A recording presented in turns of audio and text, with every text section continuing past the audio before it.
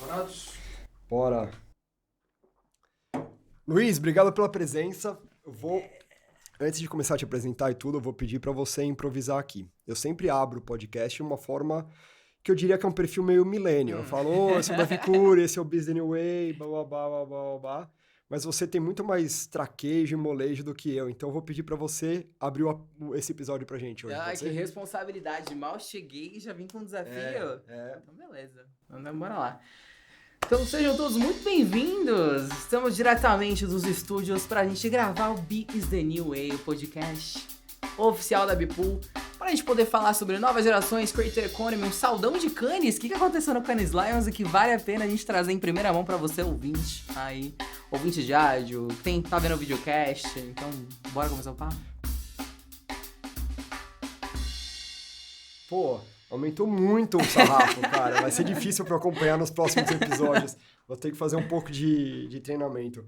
Mas obrigado pela introdução e obrigado pela sua presença. Eu que agradeço. Valeu, legal te ver por aqui. A gente se viu em Cannes e outras conexões aí. Então descobrimos uma rede em comum, né? Pra variar. Sacode qualquer árvore, cai 300 amigos em comum no mercado. Esse mercado é assim, né? Esse mercado é pequeno e bem frequentado. Ainda bem que é bem frequentado. Rafael. Cara, se você pudesse se apresentar, falar um pouquinho de você, da sua carreira. Antes de mais nada, seja bem-vindo. Obrigado pela abertura e apresentação, mas fala um pouquinho aí de você, da sua carreira. Maravilha. Obrigado pelo convite real. Assim, feliz que a gente vai poder fazer um saldão de Cannes aqui ao vivo. Mas, eu contando bastidores, assim, um pouquinho da minha trajetória. Eu sou Luiz Menezes, tenho 25 anos. Eu sou do interior de São Paulo, sou de Americana, que é uma cidade ali perto de Campinas. Sim. Não é uma cidade muito grande, mas eu falo que todo mundo tem algum parente que mora lá ou já visitou a cidade por algum motivo. No mercado publicitário, lá tinha jogos universitários, então... pode ser. Tem uma leva de que minimamente todo mundo conhece, ou pelo menos já ouviu falar do rodeio de Americana também. Mas eu sempre digo que o meu primeiro emprego foi trabalhar com creator. Inclusive, quando a gente nem usava esse termo ainda. Eu comecei em 2015 para 2016, então tenho quase 10 anos já de Creator Economy. E eu trabalhava em evento de anime. Eu tinha que fazer a parte de atração de evento de anime. Primeiro de tudo, eu não sei porque que evento de anime acontece sempre em colégio salesiano. Acho que tem um quê. Principalmente no interior, todos os colégios salesianos recebem eventos de anime. Não sabia disso, não. Tem esse mistério. Mas eu tinha que cuidar da parte de convidado, então eu tinha que ajudar o evento a vender ingresso. Peraí, isso você tinha 15 anos? 15 para 16. Eu já ia nos eventos também, assim, eu comecei a ir nos eventos, eu tinha 11, 12. E aí chegou no momento que eu já tinha ido tantas vezes que eu falei assim, tá meio chato agora, eu queria conhecer o evento por uma outra ótica. E eu via todo mundo de branco andando pelo evento, que era o pessoal da staff. Eu falei, como que eu posso ser, né? Isso aí. Aí eu vi que tinha um cadastro, e na época podia, tipo, com 12, 13 anos, você podia se cadastrar como voluntário. Fui várias vezes como voluntário, adorei. E aí o pessoal do escritório falou assim, viu, você leva um jeito, você não quer trabalhar aqui não? Quer fazer um estágio? Eu falei, quero, o que eu preciso fazer um estágio? Aí eles, uma faculdade, eu tenho 16 anos, ainda não tá dando. Tô no ensino médio. Faz um técnico, então, dá pra ser estagiário no técnico. E aí fui fazer um técnico em ADM. E aí eu cuidava de atrações, eu cuidava dessa parte de marketing do evento e de ajudar a trazer talento, convidados mesmo. Então a gente contratava dublador, banda, contratava youtuber. Então eu comecei a ajudar os eventos a trazer cada vez mais gente na internet. E era bem na época ali, tipo, Eliana, famosa da internet, sabe? Era bem aquela transição do blogueiro do texto pro blogueiro do vídeo. Ascensão dos primeiros youtubers, né? Tipo, Felipe Neto super em alta, Amada Foca. Então a gente tinha esse lugar de conseguir levar essas pessoas pros eventos. Primeiro, o youtuber não respondia e-mail. Era um inferno conseguir chegar no youtuber. E aí eu tinha que usar uma estratégia de engenharia social. Eu tinha que falar com... Por exemplo, você foi no evento. Aí eu te mandava mensagem falando assim, viu, você conhece a fulana? Conheço, de internet, tá falando, manda uma mensagem de WhatsApp pra fulana, me apresenta e me passa o contato. E aí só assim eu conseguia que a pessoa também fosse no evento e tal. Trabalhinho. E aí eu acabei conhecendo muito influenciador que também tava no começo de carreira. Aí junta aí o útil ao agradável. Falei, você tá começando, você não responde e-mail, levou 30 dias pra assinar um contrato. Aí acho que você tá precisando de alguém para te ajudar. E aí eu falei, vi oportunidade de dinheiros na mesa. Era o começo também da publicidade com creators. Era os primórdios. Quando eu falo primórdios, até era tipo assim, época de Digital Stars, época de IQ. Tipo, as primeiras agências de influenciadores estavam ascendendo. E não tinha muito concorrente, né? Eram, tipo, 2, 3 que dominavam o mercado todo. Eu falei, tem dinheiro aí. Porque eles estão... Eu sabia, né? Eu recebia também os e-mails com mais ou menos a média de cachê. Eu falei, opa, tem grana, o mercado tá inclinado para isso, é tendência. Na época, inclusive, ali 2017, mais ou menos, a UPix já tava fazendo bastante coisa, tipo, de relatório, já tava apontando também algumas tendências para Creator Economy no Brasil. A gente ainda nem falava sobre Creator Economy, né? Era mais o Creator, mas ainda não tinha economia. E aí eu falei, tá, vamos começar a ajudar essa galera. E aí ajudei alguns talentos. Então, depois desse meu período de eventos, eu cuidei da carreira de alguns influenciadores. Então, hoje eu falo, tem um quadro da honra em casa, que alguns TikTokers super grandes, teve meu dedo lá no Cara, e início. você com quanto? 17, 18 anos? 17 para 18. Aí, 18 anos, eu mudei pra São Paulo, com a desculpa que eu queria fazer faculdade. Tá. Realidade. Passei na faculdade, era uma faculdade pública, só pra conseguir vir pra cá, ter É. pano de fundo pra poder falar, mãe, tô indo, hein? Ela, você tem dinheiro? Eu não consigo te bancar. A gente desenrola, a gente dá um jeitinho. Ah, você veio na cara e na Na coragem. cara e na coragem. É. Meus pais sempre foram separados, minha mãe sempre foi mãe solo e tal. E aí ela tinha vários anseios, assim, tipo, ela nasceu aqui em São Paulo, ela também via os perigos da cidade e tal. Então, mãe preocupada, né? Não, Claro. não queria, mas, vamos enfrentar. Passei, né? Por que não? Não vou pagar a faculdade. Tipo, olha o preço de uma faculdade, mas então tinha uma boa desculpa. E aí eu queria também trabalhar, e eu saí da produtora porque eu também queria trabalhar no mercado paulistano.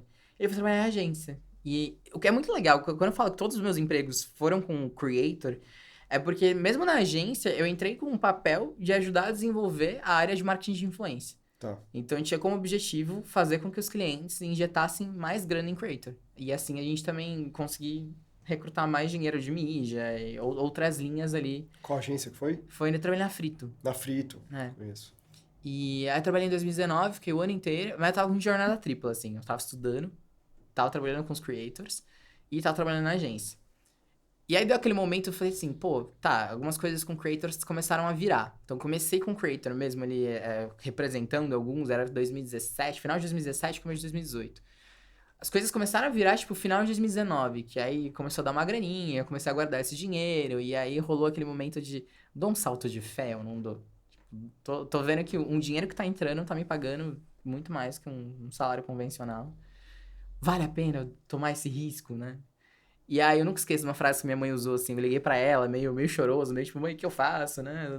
Dá uma luz aí. Aí ela virou e meteu lembra que teu quartinho aqui na minha casa sempre vai ter, então se não der certo, tipo, qual o problema de não ter dado certo? Pelo menos você Aham. tentou. Aí eu, nossa. Foi maravilhosa, né? Porque ela deixou você voar e, meu, se tem aqui uma rede, se você precisar cair, tem aqui. Tipo, tá tudo certo. Vai lá e vai Se voar. der errado, se não der grana, se não. Tá aqui, tipo, Que tem tua legal. casa, tem tua família. Eu, Que legal. nossa, que lapada. Eu acho que pra mim foi mais importante, inclusive, do que, sei lá, se ela me viesse com aporte financeiro de altar uma grana pra você conseguir Aham. tomar esse risco. Aham. Não, foi o impulso que eu precisava pra arriscar mesmo, pra começar a empreender de fato. E aí 2020 foi pandemia. E pro mercado digital, pro mercado da Creator Economy foi extremamente positivo. Sim. Porque todas as linhas de live experience ficaram congeladas. Precisava gastar dinheiro pra não tomar under com global.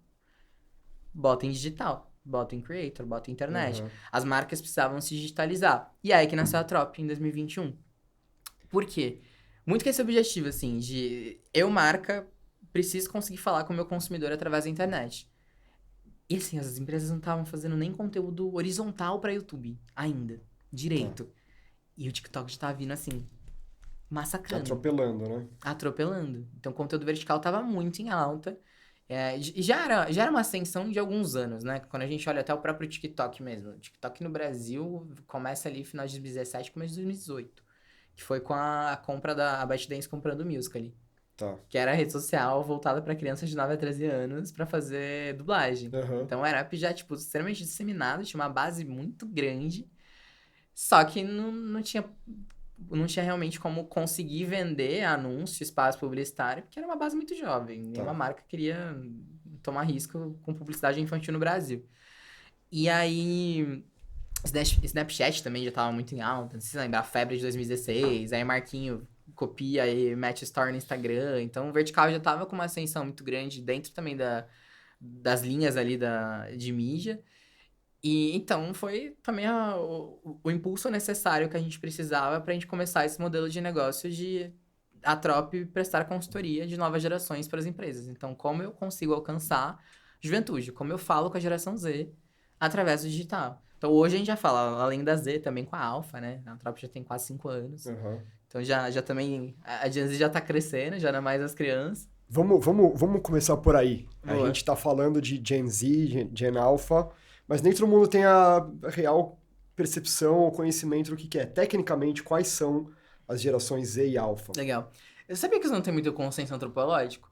Não tem? Não tem, porque cada antropólogo acaba considerando um recorte de... uma data de corte. Então, Tá. o início e um fim.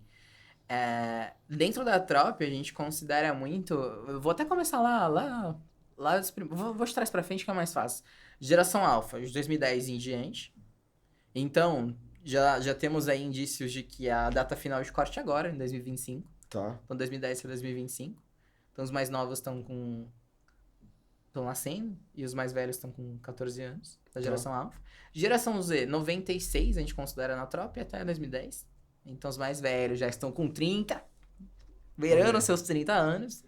E ainda tem marca achando que a Gen Z é a geração TikTok que tem tudo, é tudo criança e adolescente. Uhum. Gente, 30 anos, já tem gente casada, divorciada, com filho. Exato. Nome no SPC Serasa, o carro já foi devolvido pro banco. Sim. E ainda estão falando que só faz TikTok, só é criança e adolescente. Então, os mais novos também estão com 14. E aí, Millennials, de 80 até 95. Eu? A geração X, 64 até 79. E antes os Baby Boomers. E aí tem a geração silenciosa também, que é os primórdios ali, de 1900 até Sim. guerra. E a partir de 2025 começa a geração Beta? Geração Beta. Interessante, daqui a alguns anos você já vai tá no seu portfólio, então, a geração Indícios Beta. de geração AI. É verdade. Vai ser a primeira geração, a gente vai falar sobre isso também. Queria que você assim, principalmente para millennials, que hoje é a grande maioria que ocupa presidência, C-levels e tal. Muito doido isso, né? Porque quando eu comecei a entrar no mercado, os millennials, tipo, ainda era tudo analista, era tudo gerentex, gerente júnior. E agora os millennials estão canetando o C-level. Porra, muito da hora. Lógico, tem os aí muito boomer ainda, mas enfim, são Sim. gerações anteriores que têm... Acho que cada geração teve uma percepção da próxima geração e um preconceito com as próximas gerações ou com as anteriores. Total. Mas o que você, para tirar da frente, assim, o que você queria que as outras gerações aprendessem de uma vez por todas sobre a geração Z, particularmente? Tá. Geração Z não é uma coisa só. Ponto de partida. Então não dá pra gente criar um estereótipo múltiplo. A questão antropológica da gente fazer análise por geração é muito mais pra gente conseguir entender e fazer os comparativos de marco de vida. Então, como a Gen Z tá chegando no casamento e na vida adulta se comparado à época em que os millennials chegaram nesse mesmo lugar. Mas, quando a gente, nesse momento que a gente tá da era da publicidade, onde ficar segmentando demograficamente já não é tão relevante, você precisa muito mais conseguir a segmentação por grupo de interesse, por comportamento e tal. O olhar geracional é uma das camadas que a gente tem colocado dentro da estratégia, mas ela não é a única. Então, fazer aquele perfilamento básico de a Gen Z é a geração que consome conteúdo vertical, que é a geração TikTok. Colocar todo mundo numa mesma caixinha te cria uma miopia muito grande em termos de estratégia, porque a primeira pergunta que a gente sempre devolve para qualquer marca é com que geração você quer falar? Se no Brasil tem 50 milhões de pessoas, 25% da nossa população, tem uma galera que não tem TikTok. Como você vai falar com essa pessoa? Certo. Então, nesse lugar. Tá. E se fala muito, né? A gente já leu coisas, tem muito conversando no mercado. Tem uma percepção que parte, acho que dos millennials, que a geração Z tem uma relação mais frágil com o trabalho, né? E você tá aqui me mostrando que não, muito pelo contrário. Você começou a carreira muito antes do que eu, não em termos cronológicos, mas em termos da sua idade, né? Já ali com 14, 15 anos você já estava fazendo alguma tarefa, alguma atividade profissional, quando eu como geração millennial, fui começar com 18. E você fundou sua empresa, ou seja, você tem uma relação muito forte com o trabalho desde muito novo. Você é fora da curva da sua geração ou existe um preconceito mal embasado sobre como que geração Z se relaciona com o trabalho? Cara, isso é muito legal. A gente fez uma pesquisa recente na Trop, quais as dificuldades das empresas brasileiras com a Gen Z. Então, pra ouvir o profissional. Então, o que as pessoas que estão no mercado hoje, das outras gerações, têm em relação à Gen Z? O que é nítido? Estereótipo. Só que o estereótipo, ele nunca foi só sobre a Gen Z. É que a Gen Z é o que tá no palco agora. Tá. Então, a Gen Z é a bola da vez. Então, é muito... E, assim, pra qualquer veículo de imprensa, eu também entendo que é lindo meter um headliner. Geração Z é a que menos gosta de trabalhar. Uhum. Pô, vai estar aí, clica pra caramba, né? É muito mais fácil culpar a próxima geração, a juventude. E o ponto é esse, o que a pesquisa também mostra é que a juventude sempre foi o palco da crítica. Então sempre vai ser criticado. Desde a época que a galera fazia o Woodstock. Tá. Por quê? Porque a juventude é que tá muitas vezes à frente dos movimentos, à frente das mudanças, à frente das questões de transformação e de impacto. Logo, é muito fácil criar esse estereótipo. E aí quando a gente pensa na Gen Z trabalho, ponto de partida que eu sempre também digo, quem gosta de trabalhar? Tipo, a gente trabalha por uma questão de necessidade sistêmica, né? Ponto 1. E ponto 2, que como em qualquer outra geração, a gente vai ter pessoas que não têm uma relação positiva com o trabalho. Então vai ter uma galera que gosta, que é tryhard, que dedica parte, entende isso como realmente propósito de vida. E tem gente que não, né? Da mesma forma, a gente não ouvia. Eu lembro muito, até minha época de agência ali, 2018, 2019. Nossa, aquelas matérias falando os millennials estão abandonando seus trabalhos e carreiras, estão indo viver de miçanga na praia. Tipo, me mostrava como tendência. Uhum. Então, eu entendo que é algo que é isso, muda a geração, mas a discussão no fim é sempre a mesma. A gente até, nessa pesquisa, a gente pega várias matérias. E aí a gente mexe um pouquinho no headline da matéria e fala, ó, tá vendo? São críticas sobre a Gen Z. E aí, quando a gente muda pro próximo slide, a gente mostra que não. Que, na verdade, são matérias de 93, que falavam sobre a geração X. Uhum. Matérias de 2005, que falavam sobre os millennials. Então, que não é exclusivo da Gen Z. Tipo, é a crítica que a juventude teve. E é o mesmo headline que é usado, é a mesma pauta que é usada sobre a Gen Z. Então, é um grande depende mesmo. Não dá pra gente generalizar. O que a gente consegue apontar de forma um pouco mais macro, e aí como uma tendência comportamental da geração como um todo, de forma um pouco mais coletiva, é que sim, a geração Z ela tá desbravando os modelos tradicionais de trabalho. Mas também não é algo que começa unicamente na Gen Z. Eu sempre falo, os millennials nesse sentido abriram muito caminho. Então foi a geração que catou o mato alto e foi ali cortando para que a Gen Z conseguisse também agora colocar mais à mesa de, opa, isso aqui me traz insatisfação, isso aqui não é o que eu quero, isso aqui... E aí também não só por uma questão da a relação com o trabalho, mas a relação com o entorno. Questão de contexto, né? O salário mínimo de hoje versus o salário mínimo de 10 anos atrás, a gente sabe que teve inflação, que teve correção, mas o poder de compra diminui. Então, essa insatisfação da Gen Z com o modelo tradicional também cai no lugar de esse salário não me sustenta, não sustenta meu núcleo familiar.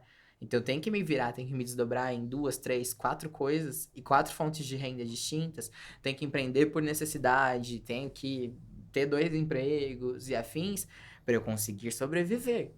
E aí que começa tá subvertendo, tá mexendo na lógica e no formato de trabalho, não tá mais aceitando. Então, o que eu noto, assim, até de comparativo entre Gen Z e Millennial, é que a Gen Z agora tá escancarando aquilo que os Millennials já sofreram. Tá. E por uma questão também de internet, né? Internet, falando, a gente não precisa dar voz pra ninguém, porque a internet deu. Sim. Há 10 anos atrás, a internet, à medida que a internet foi se democratizando e todo mundo com celular consegue postar o que for, as próprias operadoras no Brasil incentivam, né? Porque tem o WhatsApp limitado, Claro. Instagram limitado e tal. Isso permite com que a gente consiga colocar mais à tona as nossas vulnerabilidades, se conectar com o outro para se fazer parte de um mesmo grupo. TikTok é isso, né? A ascensão do TikTok na pandemia era uma galera postando vídeos sendo sincerão, tipo, gente, você tá bem? Eu não tô, tipo... E aí, uma chuva de pessoas se conectando com aquele mesmo propósito. Pode crer. Nossa, abri 300 caixinhas aqui, foi mal. Foi ótimo, foi ótimo. Porque você foi falando, eu fui lembrando de outras coisas também. Porque eu lembro de ouvir um podcast do Professor Jill Scott Galloway, que ele trouxe uma especialista para meio que trucar essa percepção dos millennials de que a geração Z tem uma relação fraca com o trabalho. E o que ela trouxe ali vai muito em linha com o que você falou. Beleza, nas gerações anteriores, talvez dos meus pais, era... Cara, cala a boca e trabalha. Não importa o que você está fazendo. Se você está feliz, se você está criando um câncer, se você está fazendo qualquer coisa, você tem que trabalhar. E geralmente criar carreira num lugar só, que é onde você é percebido como fiel, como quem quer crescer, tijolinho a tijolinho. Quem deu bom na vida, né? Tá 30 anos na empresa. No mesmo lugar. E daí tinha aquela promessa, assim, talvez muito pela influência norte-americana, de, puta, você vai conseguir ter o sucesso, se você trabalhar, vai Hard prosperar, work, vai prosperar.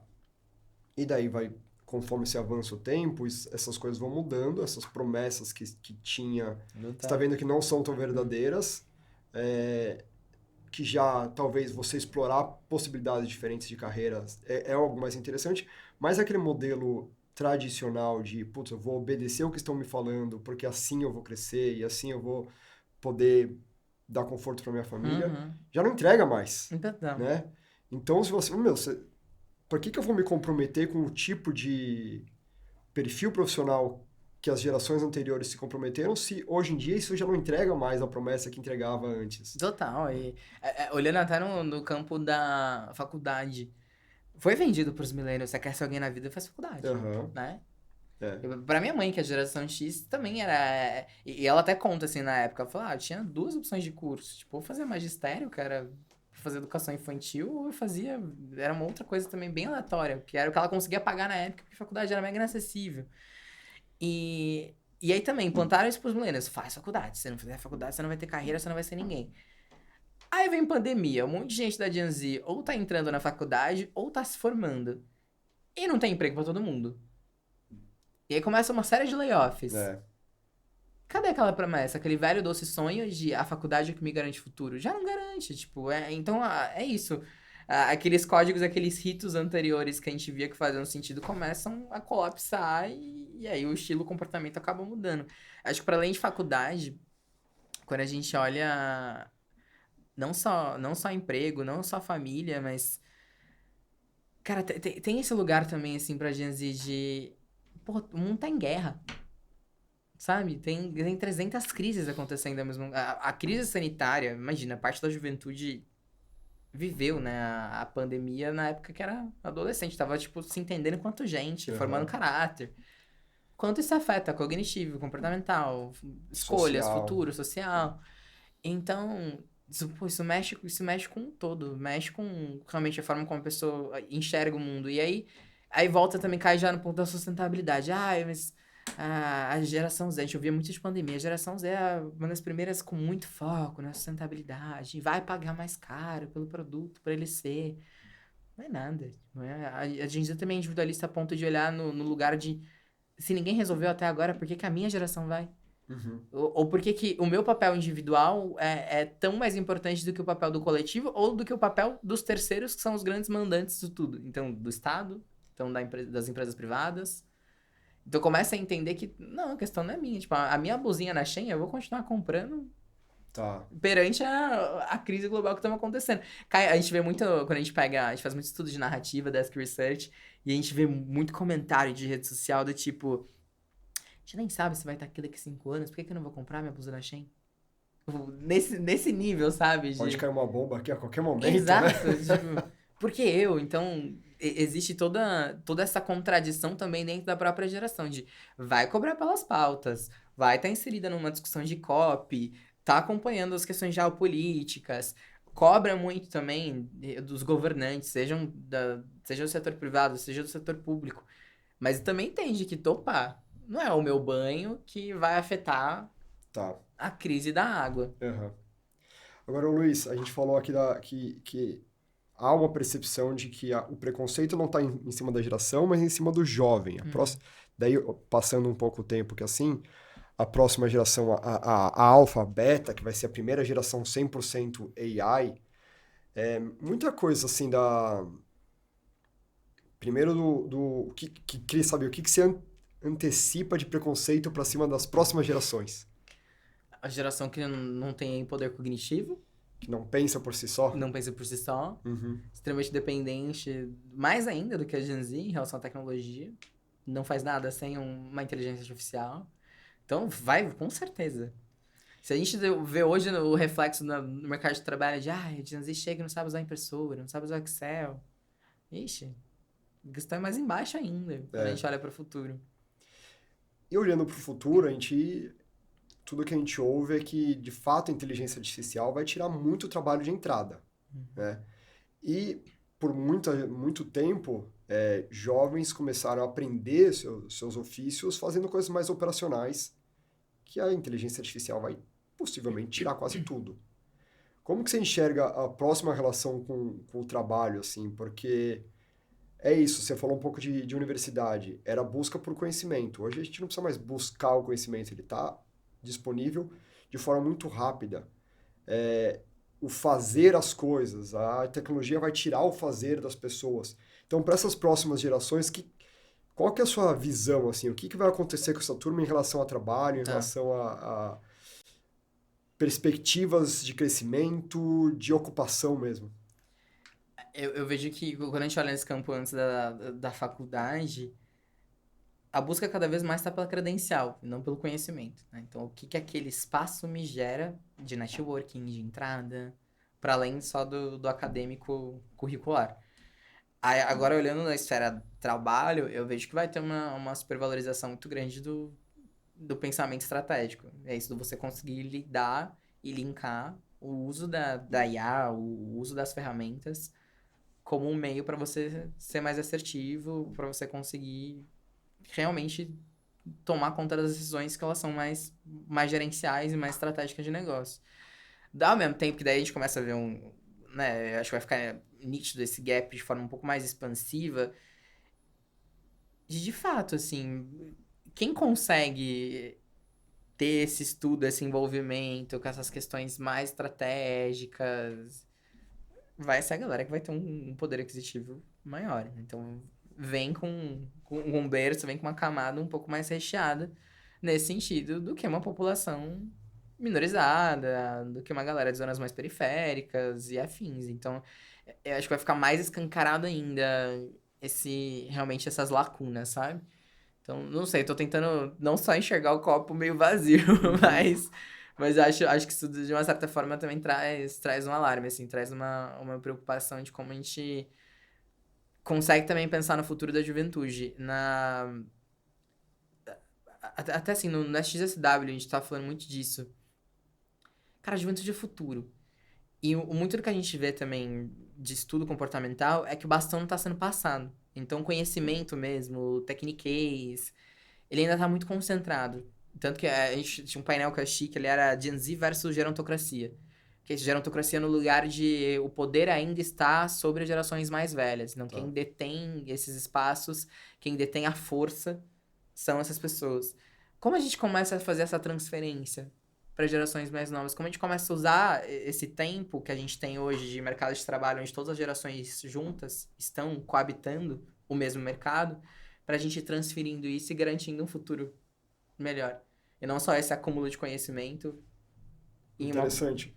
Isso foi pauta no South by Southwest. Foi. Você viu alguma pauta parecida no Cannes Lions? Vi e. É que o Cannes, bom, o Cannes puxa muito pro sarrafo publicidade mesmo, né? Então, Claro. todos os painéis tem um quesinho negócio, mas sempre o mídia, advertisement e afins. E teve um painel polêmico. Um painel que eu saí e falei, tá, tenho minhas questões, tenho meus pontos, porque era uma pesquisa, eu lembro que era um painel, se não me engano, foi o do último dia, era a influência realmente efetiva. E aí foi um estudo que o Creative X fez, Anastasia Lang. pra Unilever, a divisão de foods. E aí falava muito sobre a questão de creators, a questão de o quanto é efetivo ou não e tal. E eles traziam um quesinho geracional com foco e tá, tudo isso que a gente tá fazendo, na verdade, é uma narrativa que a gente desenvolveu pra gente conseguir se conectar com a juventude. Então, foi pra mim, assim, a mensagem também que eu tirei muito do painel. Falei, beleza, muito bom, é um case muito acertado. Foi, porra, exemplão do que fazer pra conquistar as novas gerações. Mas muito da narrativa da pesquisa, muito da narrativa ali do que eles apresentaram, a gente falou, tá, isso aqui foi uma forma deles conseguirem recrutar a juventude, uma forma de conseguir vender no final do dia Tá. para esse público em potencial. Teve um outro painel, e aí isso foi mais pro começo da semana, que ele era sobre. Eu não vou lembrar agora a expressão em inglês, mas era tipo extrapolando as divisões geracionais. E aí o ponto do principal do painel, e foi esse em específico que eu saí meio tombado, assim, de tá, não tô comprado com esse discurso, porque também era uma narrativa encomendada. Então, ali tinha um instituto de pesquisa, tinha um outro intermediário, que eu não lembro se era uma agência, e tinha a marca. Era uma narrativa que tinha sido encomendada pra falar que... Era Amazon Ads? Cara, não vou lembrar, mas... eles trouxeram em específico o quanto é importante você quebrar as caixinhas geracionais. Então, que você não tem que ficar analisando e segmentando suas campanhas somente pela divisão geracional e que a divisão geracional é ultrapassada. E aí a galera do painel, eles primeiro apresentaram uma pesquisa e depois tinha uma discussão do painel. E a própria galera do painel às vezes entrava em contradição e falava, não, é que é importante você ver recorte geracional, mas... E aí no final do dia, tipo, o painel tinha como mensagem, ó, se você comprar o Ads dentro do meu veículo, da minha plataforma, você vai conseguir acessar essa granularidade que hoje você não tem. Então, tipo, era um pitch jabazeiro, sabe? Tinha um fundamento, tinha uma pesquisa ali com um pano de fundo pra poder provar toda aquela tese, mas... Pô, mas no final, tá querendo me vender que a tua plataforma é melhor que qualquer outra Big Tech? Sim, Tipo, sim. porra. Então, são essas contradições que a gente também vê, a gente fala, tá, aonde a discussão ela tá no campo realmente de futuro, ou onde a discussão ela tá no campo do como a gente vende mais, apenas, Sim. né? Sim. É o dilema do marqueteiro, né? O dilema do publicitário. Agora, você quando vai lá para esses festivais, obviamente, imagino que você vai buscando os dois principais ângulos, que é a parte de creators e a parte geracional, ou seja, Gen Z, Alpha. Exato. Você acha que esses assuntos têm protagonismo, né, nos festivais ou ainda são muito marginalizados? Ah, a Creator Economy tá em alta, né? Tá... Agora, os eventos e festivais internacionais que não colocam uma trilha de Creator Economy estão ultrapassados, estão com né? o selo de cringe. É. Então, tanto que assim, eu até noto, se a gente for olhar... Primeiro, eu acho que Cannes Lion se sentiu pressionado depois também de ver um South by Southwest metendo uma track de Creator Economy. Tá. Ponto 1. Ano passado foi o primeiro ano de track de Creator Economy, tanto em Cannes quanto no South by. Tá. Antes, esses assuntos, eles emergiam dentre outras tracks. Então, é a primeira vez que ganham um protagonismo com uma trilha. Tanto que esse ano mesmo em Cannes, não tinha uma trilha de Creator Economy. A pauta Creator também perpassava por todo o festival, na tese da curadoria, na tese da programação. Na grande prática, cara, o Rooftop dos Creators é o puxadinho do Cannes Lions ainda. Tipo, é literalmente um espaço apartado das outras discussões. Você mesmo falou que tentou entrar. Tentei entrar. Pra quem não esteve lá, explica um pouco o que é o Rooftop dos Creators. Tem o Palé, né, que seria o centro de convenções, então o espaço principal onde acontecem não só as premiações, mas os painéis principais. Só que os painéis principais acontecem nos palcões, então que são nos teatros mesmo, que são 2. Aí a gente tem algumas outras salas menores que essas outras atividades e outros assuntos e temáticas vão rolando. E a parte de creators acontece literal no terraço do Palé. E aí, tanto que você tem que acessar, tipo, um elevador, que é um elevador, tipo, escondido. Ano passado não tinha sinalização nenhuma. Esse ano ainda meteram, tipo, tinha, havia sinalização. Colocaram placas, colocaram na escada, mostrando, Rooftop dos Creators, tá no caminho. Ano passado era um labirinto. A gente gravou vídeo. Mas era no mesmo lugar, não? Era no mesmo lugar. Tá. A gente gravou vídeo pra poder mandar pros brasileiros pra galera se localizar, tipo, nesse nível, que tava realmente num cantinho. Esse ano ainda continua no cantinho, assim, eu acho que cai também um pouco na ótica de se Cannes não falar sobre o Creator Economy, Cannes é ultrapassado. Tá. Então eu preciso botar, preciso só coabitar. Pra dar um check. É isso, eu preciso colocar as crianças na sala enquanto o adulto Entendi. tá tomando rosé. Então você não viu ali nada de muito novidade ou grandes discussões de tendências e tal? Cara, você quer um evento bom de Creator Economy pra ter discussão realmente aprofundada? Vai no Pix Summit. Pix Summit? O Pix Summit da Rafa Luto. Quando que vai ser? 29 de setembro. Olha aí, o nível de... deixa de... Jabazão, hashtag publi.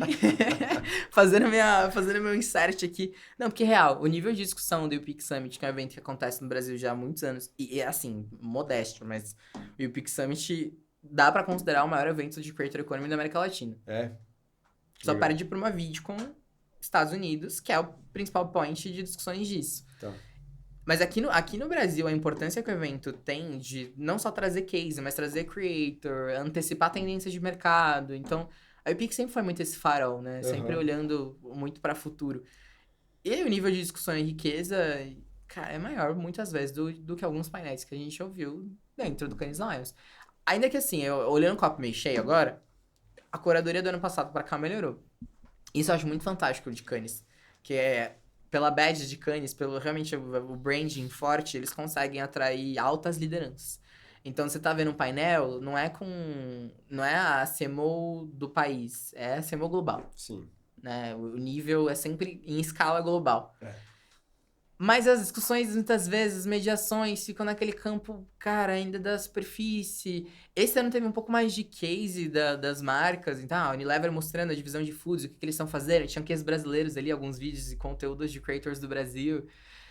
Mas, no geral, ainda fica numa seara um pouco básica.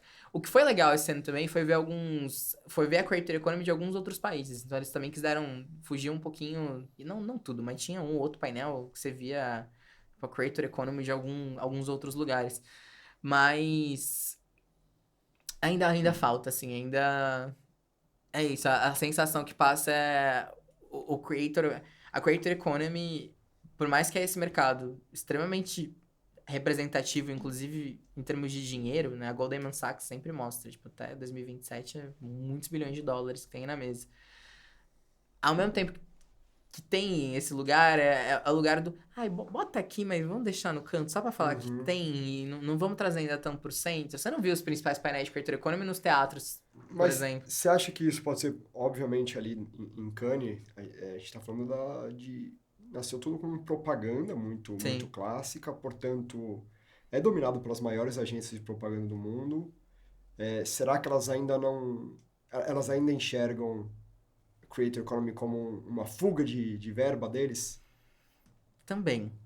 Também. Tem muita agência que conseguiu amarrar dentro do teu próprio modelo de negócio esse braço de Creator Economy. Tem uns modelos muito legais, assim, de agência fazendo white label, então pegando algum parceiro de influência e fazendo uma in-house e vendendo esse serviço para as próprias marcas anunciantes. Então, não enxergando como a fuga da verba de mídia, mas como um melhor complementado que a gente perder para Claro. o mercado. Mas ainda assim, ainda noto que as Tem um pouco agências. de medinho, assim. Cara, porque o custo operacional, a operação da influência é cara. Então a gente tem algumas empresas que são mais martechs, né? Vendendo soluções de influência em escala e tal. Aham. Mas aí também cai na dubiedade do quão é efetivo, o quão é influência de verdade. A gente tá vendo também a plataformização do creator no lugar do creator UGC, então o consumidor fazendo conteúdo também, mas o quanto isso mexe ponteiro. Sim. Então tem esse campo, mas a operação real da influência, ela não é relevante muitas vezes pro modelo de negócio da publicidade, que ainda Aham. tá ganhando grana mesmo com o BV da mídia É, numa é. TV aberta, sabe? Sei lá, e aí quando a gente começa a fazer as contas mesmo, 2, 3, 5 milhões em influência, o que a agência vai ganhar pra operar isso versus o trabalho que ela vai ter é muito alto. E às vezes ela prefere eu terceirizar ou nem ter. Pode crer. E aí que eu acho. A Rafa mesmo usou a frase, foi canetada. Que ela falou, pô, a discussão dos creators, tudo que tá acontecendo aqui é meio tipo, o publicitário tá tomando rosé enquanto o modelo de negócio deles derrete no Brasil. Uhum. Aí eu, porra, vou chegar lá nesse nível de ousadia. Muito bem. Cara, eu fui procurar dados, assim, sobre esse ambiente, essa seara, e encontrei alguns dados meio complementares, mas eu vou puxar aqui da minha colinha, tá? Eu puxei dado da Sprout Social, Uhum. né, que 60% dos profissionais de marketing aqui no Brasil pretendem aumentar o investimento em creators, e esse é um dado do ano passado. Então, para esse ano, havia uma expectativa de aumento de investimento. Mas na contramão disso, a Brand Lovers fala que metade do investimento que é previsto ali, quase 1 bilhão de reais, está indo para o lugar errado. Por não saber alocar, por Uhum. não entender influência de fato. Para marcas que querem trabalhar com creators, quais conselhos você daria, além de procurar a Trop, desculpe, que você daria de conselho, assim, para evitar esse dinheiro indo para o lugar errado? Mensuração. Mas mensuração real, não só métrica de vaidade. Tipo, não dá pra gente olhar a influência ainda por número de seguidor. Que é o que ainda alguns conglomerados de anunciantes fazem. Uhum. Que é contratar o creator perante o quanto ele tem de base. E base, tipo, pô, essa discussão que em 2017 era comum, gente. 2025 sem ainda acontecer, me levanta uma flagzinha vermelha, assim, tipo, preocupante. Mas quando eu trago o campo da mensuração, é como a gente consegue notar o impacto da influência em ponteiro de negócio. Então, quanto isso consegue me trazer de incremento mesmo. Então, pô, me moveu ponteiro de saliência, me moveu Net Recall, me moveu Meaningful Branding, sei lá. Mas como a gente consegue notar, da mesma forma que quando você investe numa mídia tradicional, quando você investe no digital, que ponteiros aquilo tá te mexendo? Como que você consegue mensurar a influência? E tem ferramentas hoje já para começar a fazer isso. Mas é uma discussão estratégica e é entender que dentro da influência a gente tem diferentes papéis que a gente consegue cumprir. Você consegue construir resultado em diferentes jornadas com o influenciador, mas depende do teu objetivo. E o que mais acontece muitas vezes são as marcas que estão injetando grana em influência ou injetaram muito em época de pandemia, de forma, tipo, abre o caminhão de dinheiro, deposita aí e depois a gente vê como mensura. E aí não conseguiu, porque esse trabalho tem que ser feito com um alinhamento de planejamento estratégico. Claro. Na Tropa a gente faz muito isso, assim, a gente faz muita consultoria com cocriação, então a gente faz a sprint, traz o creator pro centro da mesa de tomada de decisão, pensa no plano estratégico da marca em conjunto, e aí já entrega um playbook do realmente como você vai implementar teu plano e como você vai mensurar essa estratégia. E aí também conectando com parceiros, conectando com plataformas, conectando com o instituto de medição, para conseguir aferir o resultado e quanto aquilo moveu ou não moveu o que você desejava. E, e assim, até um ponto prático, muitas vezes, cara, não é um trabalho mais caro do que a marca geralmente já até tá fazendo. Ou mais demorado, mais oneroso. Mas é que é um ways of working diferente do que ela tá acostumada. Sim. É um ways of working diferente do que ela tem também de trabalho com agência. É muito doido, mas assim, nesses 5 anos de Trop, a gente já passou por processos com clientes e que o cliente chegou na conclusão, depois do nosso processo consultivo, de que o meu modelo de trabalho com a minha agência de publicidade tá defasado.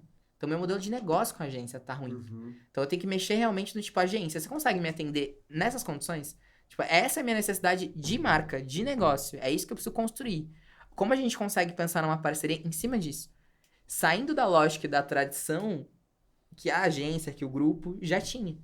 Então, aí algumas agências nos amam e outras agências nos odeiam por também acender essa discussão. Mas é a transformação do mercado, a transformação do consumidor. A forma de operar a publicidade para gerações anteriores não está sendo a mesma para a geração Z, para a geração Alpha, à medida que a forma de consumir conteúdo também tem mudado. E aí, isso que é doido, e acho que isso que é o mais fenomenal. Isso afeta o modelo de negócio da agência com, né, da marca com o teu parceiro, seja ela agência, seja ela uma boutique, seja ela o que for. Agora, como pensar, como desenhar isso em conjunto, esse caminho e construir esse aspecto, também é um desafio, porque muitas vezes quem tá... Bom, a gente sabe, os anunciantes também... Nem todo mundo tem uma capilaridade grande de time. Tipo, ao contrário. Os Sim. times estão cada vez mais Cada enxutos. vez mais. Então é uma pessoa pra cuidar latam da marca como um todo, e não só da influência. Pô, e a pessoa também não tem, às vezes, uma pessoa de compras dedicada pra ela, pra ajudar ela a desenhar toda essa construção e esse modelo. E aí depende do global. Então, entendo também que é complexo, mas como a gente consegue parar de ignorar o elefante branco e começar a ele trazer pro centro? Então, parar de deixar só no rooftop e começar a trazer pro centro da conversa, de Sim. verdade. Que as coisas estão acontecendo, o mercado tá mudando. E tem um monte de startup. Pô, a gente tá vendo a aquisição cada vez mais das agências de influência, né? Então, a coisa tá acontecendo, o dinheiro existe. Ou a gente começa a falar disso de forma madura, ou então... Justo. Agora, uma coisa que você citou o painel lá da Creative X com a Anastasia Lang, e uma coisa que ela citou ali, que as marcas, quando vão trabalhar com influência, um erro comum é que elas, óbvio, ao contratar uma pessoa que tem seu alcance, sua credibilidade, ela tá terceirizando a influência, tá deixando para aquela pessoa influenciar e entrar numa conversa que talvez ela não entraria com autoridade por conta própria. Mas segundo a Anastasia Lang, o que as marcas não podem fazer, e algumas fazem, é terceirizar a identidade, né? Você tem visto isso, assim, marcas que acabam perdendo a identidade ou na contramão querem forçar a sua identidade ou o seu tom de voz, ou sua maneira de trabalhar por cima dos creators? Total. Até porque quando a gente olha a lógica da criação de conteúdo, nesses últimos anos a gente ouviu muito esse discurso do deixa o creator criar. Não, realmente, deixa o influenciador fazer. E aí tem comunicação, tem publicidade com o creator que você pega. Cara, você trocar a marca A pela marca B, o conteúdo é o mesmo, ele é Aham. feito do mesmo jeito, com o mesmo tom, com o mesmo tudo, e perdeu. Perdeu realmente o core, perdeu realmente o que a marca tem de mais valor. Então, eu não acho que é sobre também só deixar o criador criar, mas é sobre como a gente consegue cruzar o profissional de marca que tá cuidando da estratégia de branding, que tá cuidando da mensagem principal da campanha, que tá cuidando do objetivo de negócio que tem por trás, com o que o creator tem que transmitir. Então, o briefing tem que ser cada vez mais acertado também nesse lugar. De sim, o creator vai trazer o molho, vai trazer a parte de produção, ele vai entender o que mais vai funcionar para a audiência dele, ou para aquele conteúdo, aquele contexto cultural relevante. Tá, estamos passando por isso. O Duolingo, teve aquele painel do Duolingo também que foi muito bom nesse Esse eu não vi, sentido. mas falaram que foi super Pô, foi legal. muito, muito legal. E cai também nesse lugar. Toda marca quer ser um Duolingo, mas, cara, quem consegue bancar? Uhum. Você tem que bancar o modelo, você tem que bancar a identidade, você tem que bancar. O teu discurso tem que ser conciso, tem que ser. Aliás, tem que ser consistente. Então, cai nessa ótica de muitas vezes as marcas querem. Eu até tava falando com a Bia Guarese da Beats to Brands, com o Galileu Nogueira também, que são dois experts de branding. E a gente gravou uns conteúdos juntos lá em Cannes falando disso. Como que faz branding pra geração Z? Preciso mexer, fazer um rebranding completo? Não, tipo, você adiciona uma camada. Dentro da tua estratégia, você vai adicionar uma camada. Não significa que você vai mudar toda a sua estratégia de marca, toda a sua estratégia de social, que agora tem que fazer TikTok. Tipo, não, você vai conseguir adicionar uma camada. Você pode usar o Creator como essa ferramenta, inclusive, como esse incremento do todo, mas você não precisa dar uma virada total do barco para outro Aham. lugar. Então, a real é que, cara, não é tão complexo quanto parece, muitas vezes. E o case mesmo do Unilever Foods eu achei, pô, bem encaminhado, assim, tipo, bem acertado. Que eles trouxeram muito a pauta do Creator Ads como... Do quanto o Creator Ads, então, trazer o criador para fazer uma peça de mídia traz um resultado maior do que fazer uma peça tradicional motion que a minha agência vai me entregar. Sim. E não significa que a agência também foi tirada do circuito porque o creator estava entregando também o ads. Então ainda tinha uma etapa ali de produção necessária para que a agência também consiga gerenciar e consiga subir campanha e assim por diante.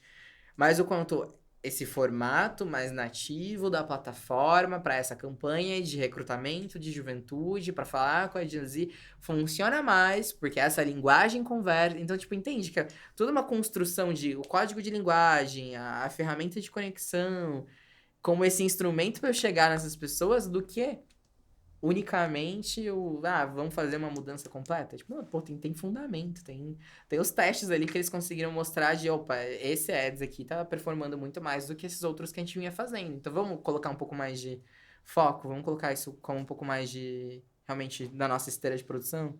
Quais são os cases mais legais que você tem visto aqui no Brasil? CPTM, Da CPTM? É? Instituto Butantan, Conta um pouco mais. Guaraná Antártica. Cara, pô, tem órgão público no Brasil que tá assim, ó, genial. Primeiro porque eu também entendo que tem umas questões de legal ali que eles passam por cima grandão, né? Então, por exemplo, o uso de propriedade intelectual, direito autoral, tipo, usa um meme, usa um áudio, que uma marca global muitas vezes se esquiva porque sabe que vai trazer alguma complicação realmente de compliance. Mas eles conseguiram, tipo, pô, como que eu torno uma CPTM cool? Pô, um desafio gigantesco, Gigantesco. né? Como meio de transporte é extremamente criticado e dá É. problema, e incêndio, e milhares de complicações. Eles conseguiram trazer mensagens que são extremamente institucionalizadas com uma linguagem jovem. E trazendo pessoas desse universo. Tipo, pô, sensacional. Tipo, sensacional. Tipo, um trabalho. Então, eu entendo das vantagens que eles têm dentro do jogo, mas mesmo assim conseguiram fazer um trabalho, tipo, extremamente consistente, extremamente alinhado com a linguagem que essas novas gerações querem consumir. Tá. Agora na Antártica, eu acho que agora na Antártica tem um ponto que... E veio antes do Duolingo também. É. Vamos parar pra olhar. O Guaraná Antártica tem consistência desde 2017. Que eles fazem. Coisa Nossa nasceu um pouquinho depois, mas o projeto de conteúdo pra YouTube, o projeto de conteúdo pra redes sociais, cara, é massivo já tem tempo, assim. Eles fazem de forma realmente perene. Tipo, tá dentro do always on deles esse plano de fazer conteúdo com cara de conteúdo e não com cara de publicidade institucional. Sim. Legal. E isso muda muito o jogo. Tinder tá fazendo coisa assim, desde o podcast com Valem Bandeira, e eu acho que eles abriram a porteira. Assim, É. grandão. Cara, e assim, eles tinham um desafio de categoria também grande, porque 10, 15 anos atrás, falar que você tá namorando alguém que você conheceu no aplicativo era cringe, você não falava Sim. que tava no chat wall. Chat do UOL. Era meio frequentava vergonhoso, era meio bastante, né? shame. Mas hoje você vê muito casal, né? Que se conheceu Nossa, Tinder ou afins, abertamente. né? Não necessariamente só no Tinder. E a galera abertamente, tipo, então eu entendo que eles tinham um desafio de categoria nesse lugar de também quebrar o tabu referente aos apps de relacionamento. Então eles conseguiram colocar e posicionar o Tinder pra juventude nesse aspecto de tá tudo bem. Tipo, você tá preso numa pandemia, a tua única forma de conhecer alguém através de um app de relacionamento, por que não? Como a gente traz esse assunto, que é o elefante branco pra sala, pra gente discutir, colocar um monte de criador de conteúdo pra falar em cima disso tudo. Que era falar as coisas que todo mundo fazia, mas não conversava. Sim. Então, José Diogo, divo maravilhoso, arrasou canetada no que tem feito. Agora, e de canais? Quando a gente fala de creators, acho que os principais, me corrija se eu estiver errado, os principais canais costumam ser YouTube, Instagram, TikTok, talvez algum outro que eu tô perdendo. Twitter, um X, né? O X, exato. O que você enxerga de futuro, assim? Esses 4 vão continuar sendo os principais ou tem alguém aí, algum canal que comece a ganhar força nos próximos anos? Cara, o YouTube já teve muito mais força do que tem hoje. É? Mas e eu nem falo que a plataforma... Não, a plataforma ainda é gigantesca, a plataforma tem uma força astronômica, mas eu falo que perdeu força em relação a plano de mídia e plano de conteúdo. Por quê? Porque as marcas focaram em short content e conteúdo vertical. Tá.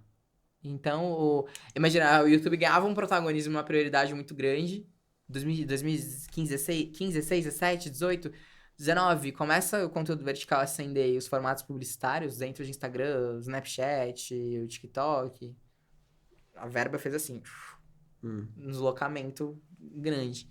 Então, mas o YouTube, o que a gente viu de SX, o que a gente viu de Cannes, tem potencial cada vez mais de voltar pro centro do plano de mídia. Tá.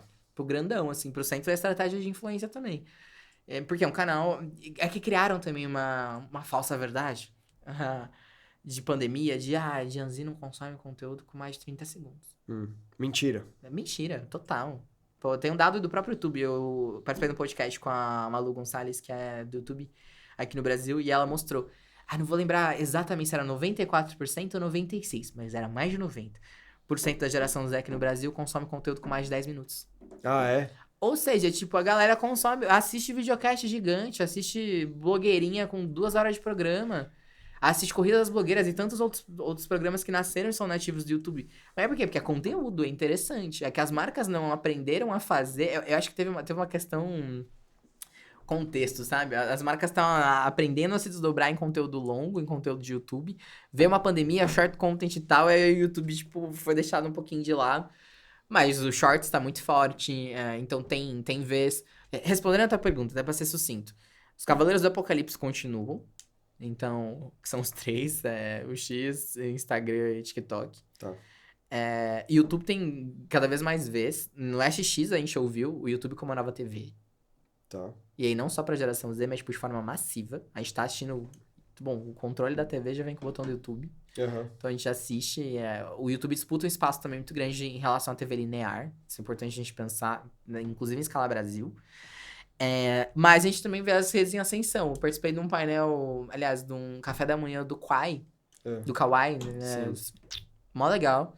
Então, o Kawaii tem um potencial gigantesco. Kawaii, Twitch. Então, a era gamer também não acabou. A Twitch também é muito além do game. Tem uma galera que faz um monte de live muito além disso. Twitch, Kawaii. E tem mais um que eu sempre falo. A gente botou num plano de consultoria esses dias. Puta, não vou lembrar agora. Mas tem mais um. Se lembrar, você fala até o final do episódio. Legal, bom saber. E vamos lá. Lógico que com as marcas sempre associam, você já citou isso aqui, geração Z, ao TikTok, né? Fosse pensar assim, tira TikTok do rolê, tira buzzwords e tudo isso. O que seria um briefing com alma para vocês receberem? Seja você como creator, como consultor, ou outros creators. O que seria um briefing com alma de geração Z? Cara, briefing é muito gostoso. Eu acho muito da hora também o fato de ser creator. Eu virei creator depois da Drop, inclusive. Porque eu sempre fui a pessoa do bastidor. Tinha muita vergonha. Tinha vergonha de palco. É mesmo?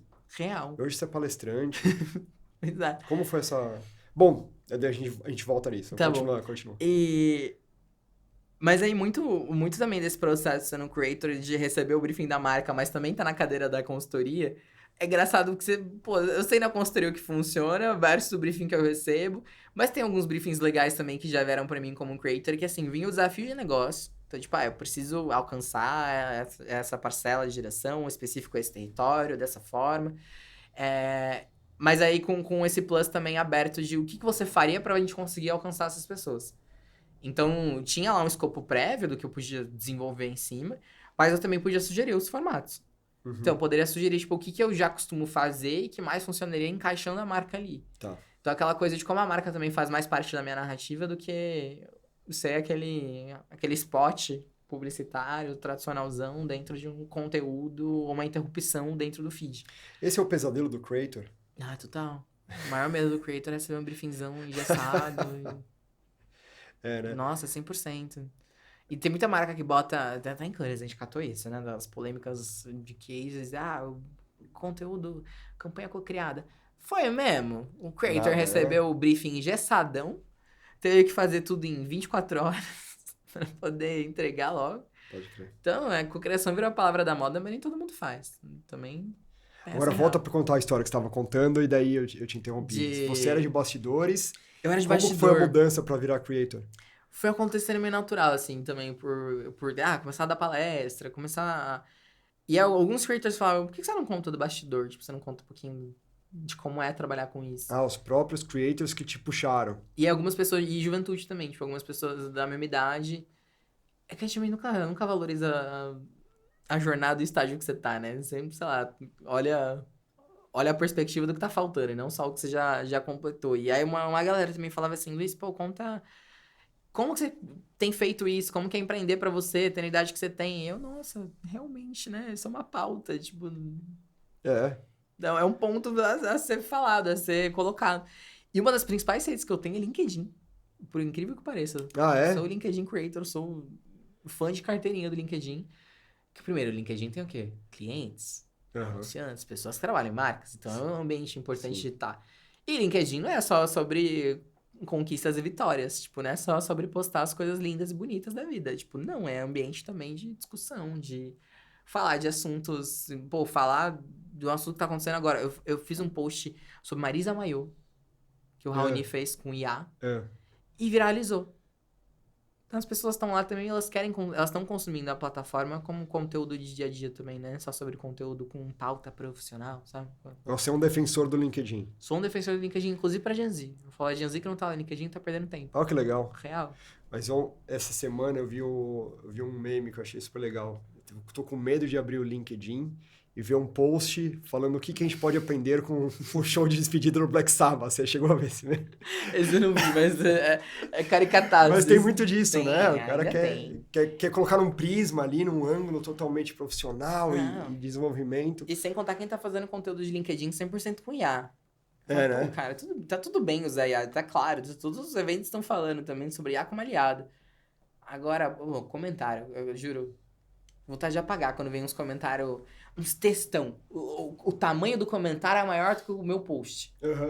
E aí eu concordo plenamente com você, Luiz, porque falar de Creator Economy e novas gerações é extremamente importante para o desenvolvimento social e econômico do nosso país. Cara, você não escreveu isso. Tipo, tu catou meu post, deu Ctrl+C, jogou no GPT ou qualquer outro IA e falou assim, faça um comentário e colou. Um comentário que pareça inteligente. Nossa, aí o comentário fica tudo... E também esse é um ponto da IA, assim, e não só do LinkedIn, mas em termos de publicidade. Cara, a gente vai acabar pasteurizando mais ainda. E a gente sabe que tem categorias extremamente pasteurizadas em relação à publicidade. Você troca a marca e parece a mesma coisa. Não tem diferenciação nenhuma, não tem... mesmo espaço. E ainda com o IA, a coisa vai ficar ainda mais pasteurizada. O consumidor não quer. As pessoas não estão se conectando com isso. É mais aquele conteúdo que vai estar no feed, mas que você scrolla. Então, o tempo de atenção também... Até tem um dado da própria Meta que mostra que a gente leva 0,4 segundos para decidir se a gente consome conteúdo ou passa pro próximo. Sei lá, talvez isso vai diminuir. Com tanto conteúdo feito de forma artificial, quanto a gente... A nossa disputa por atenção vai estar cada vez maior. Super. Cara, Acho que tem muita coisa. Pô, primeiro assim, você se tornou um creator num ambiente profissional, né? Sim. Porque eu entendo, pô, ir lá pro creator, o cara que fala de moda porque é apaixonado de moda, é super legal, e a culinária e tal. E você se tornou creator porque você é apaixonado pelo ambiente profissional, de conversar com marcas, né? Então, como melhor encerrar esse papo do que isso? Porque é um tapa na cara de quem fala que a geração Z tem uma relação frágil com o trabalho. Você escolheu uma coisa que é sua paixão, que é o trabalho. Falar de creator, falar de geração, ajudar marcas a se conectarem, porque de fato tem um gap que ele parte muito do preconceito e talvez a falta de viver. Acho que algumas pessoas que acham que manjam muito de Gen Z, porque tem um sobrinho da Gen Z e acha que sabe, aprende tudo, né? É total. Eu tenho 3 sobrinhos, acho que 2 deles são Gen Z. E de fato, assim, quando eu sento pra conversar com eles, eu me sinto muito desconectado. É uma experiência antropológica ao vivo, né? Eles me acham totalmente fora do universo deles. Eu sinto que eu tô, de fato, fora do universo deles. Outro dia eles estavam tentando me explicar o que é Sigma. Sigma, que é de acordo com eles, é o novo perfil de masculinidade. Que não é o... Quantos anos eles têm?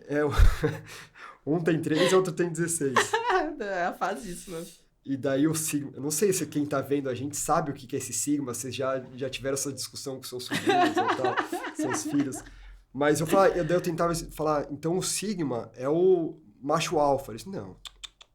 O macho alfa precisa de validação do grupo. O Sigma não precisa, ele é solitário. Eu te pergunto como eles chegaram nessa camada de profundidade em relação a esse assunto. Interessante, né? Demais, é genial, é muito daí bom. eu tentei conectar, eu muito mais velho que eles, falei, então o Sigma é o cowboy da Marlboro? Daí não sabia o que era, eu tive que explicar, tive que mostrar fotos e vídeos do cowboy da Marlboro. Porque nasceu já não tinha publicidade de cigarro há muitos anos. Não tinha. Mas daí a gente chegou a essa definição. O Sigma é o macho cowboy Marlboro, que é o cara confiante, enfim.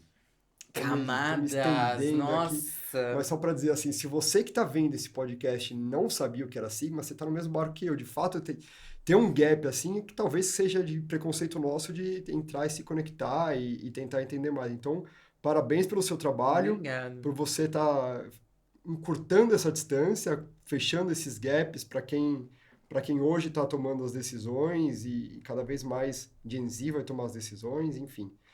Muito legal ver o seu trabalho, é muito gostoso conversar contigo. Obrigado, nossa, passou muito rápido, cara. Passou muito rápido. Muito bom. E a gente conversou brevemente lá em Cannes, foi legal a gente se conhecer lá e a gente vai se ver em outros eventos aqui. Não tenho dúvida. A gente costuma fechar o podcast com uma brincadeira com um nome, né, com o Biz The New Way. Então a gente sempre pergunta e é totalmente aberto e interpretativo para os nossos convidados.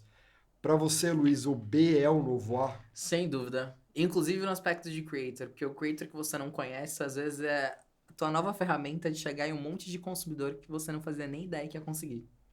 Perfeito. Quem quiser conhecer mais o seu trabalho, te seguir, como te encontra no LinkedIn, X, onde a turma te encontra?